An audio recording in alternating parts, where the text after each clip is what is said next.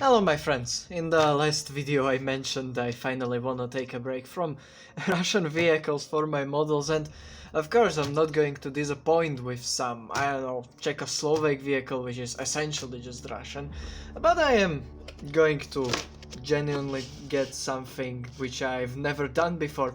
This is a Takom 1/72 set with a Chieftain and a FV432.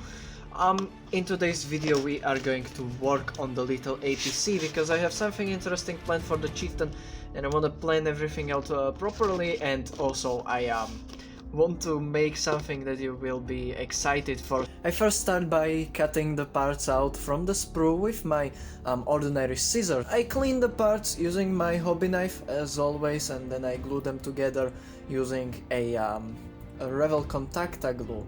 Of course you can use any glue that you want. The parts fit together very nicely, you just have to hold them together a little bit so they catch onto each other.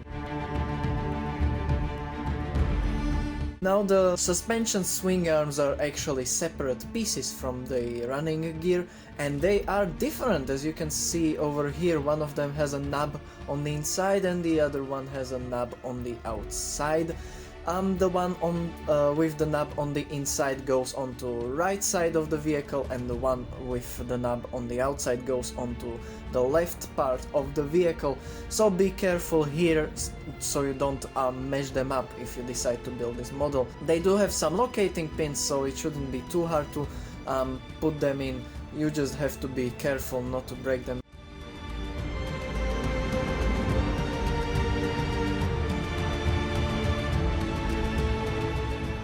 The wheels are made out of two parts and you have to clean both of them.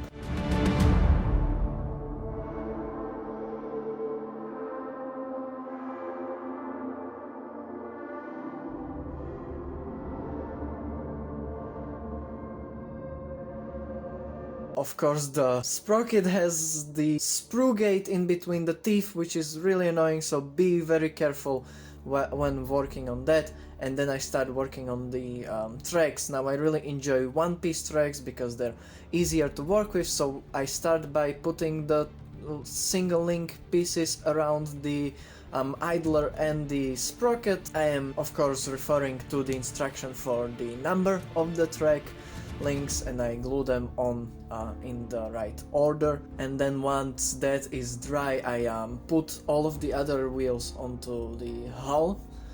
I drilled a little hole from the other side of the wheels because they were a little tight on the swing arms. I put all of the wheels on the hull, and then I put the longest run of the tracks underneath them so they all get glued together. And then I put on the idler and the sprocket, and I connect them with the tracks they're supposed to connect them with, and then I make a single piece running gear as you would find in a trumpeter kit. This was very fiddly, so I didn't include the entire thing in the video, and it's not the best way to do it, but it's my favorite way to do it.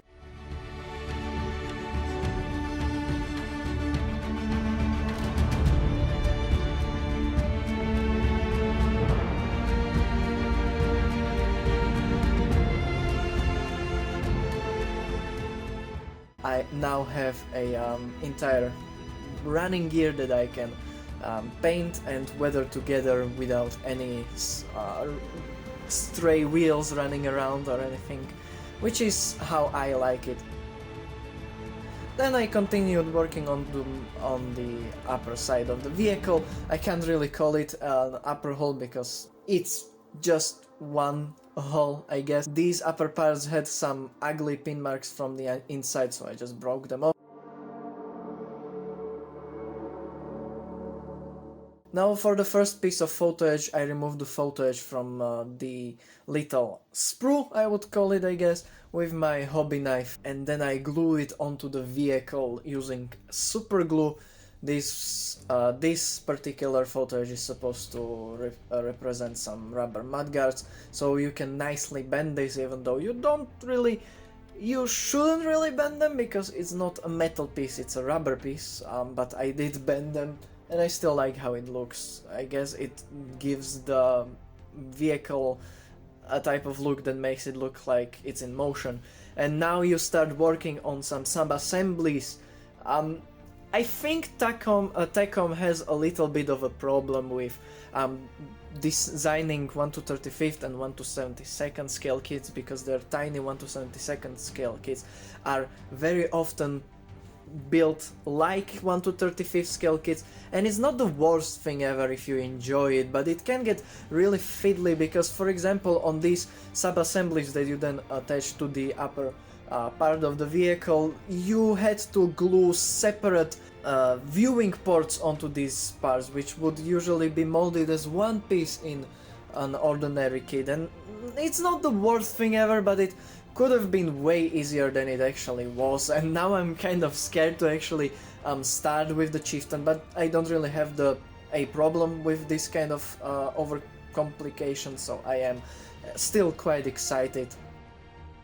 You can see me here adding some photo edge that I needed to bend, and this photo edge is supposed to represent a visor over a single viewing port, so I think that's a little I think this shouldn't be done in this scale because it's just too overcomplicated. Now there are two big hedge doors on the top of the vehicle that are probably used for dismounting of the soldiers. Now you can make these openable if you wish to, but I didn't at the end because there is no interior, but these were again made out of 4 parts, and that was actually pretty good. I just don't understand why the centerpiece had to be from 4 parts. As I understand it, this is the place where you would mount a turret as well if you had one in real life, and I wish Takom did this as an option where you can put a, you know, either a turret there or maybe a mortar, because I've seen that in these holes as well on the vehicle in real life, but I can't complain, I just think it would be a nice option. So I start gluing the little sub-assemblies onto the vehicle. I left the machine gun facing in a interesting direction just so it's not all repetitive.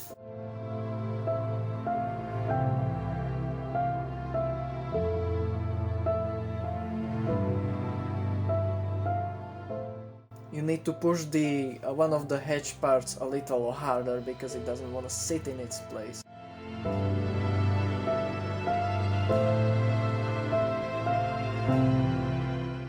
And here you can see me gluing on the big hedge parts.